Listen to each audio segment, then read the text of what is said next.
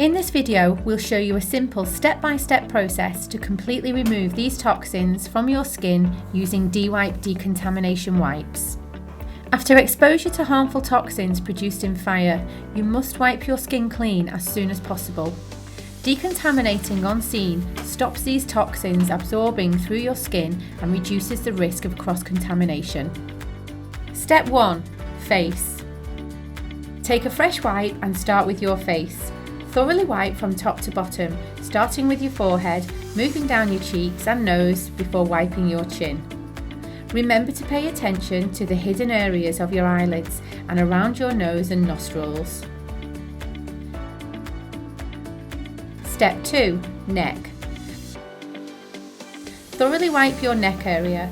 Start at the front of your neck, move around the sides and be sure to wipe the back. Step 3. Ears. Moving on to your ears, start on the inside and work your way outside and wipe around the back. Be sure to concentrate wiping in the creases of your earlobes along the way. Step 4. Head. Contaminants rest in your hair too. Wipe your entire head, starting at the back, moving the wipe over the top to the front. Wipe all over your hair and across, side to side. Step 5. Arms, hands and fingers.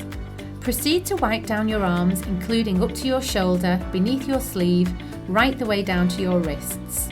Thoroughly wipe your hands, including both the palm of your hands and the back, before moving on to your fingers.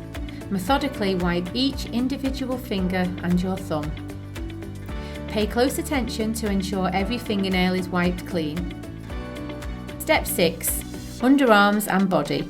Contaminants can sneak through your sleeve to rest under your arms, so it's important to also clean that area of your torso. Take a wipe under your shirt and clean under your arms. Wipe around your body and across your abdomen before completing the D-Wipe decontamination process. The entire range of D-Wipe decontamination wipes are made from eco-friendly, 100% biodegradable materials. Please dispose in regular waste. Reduce the risk of occupational cancer in your industry. Visit dwipe.com.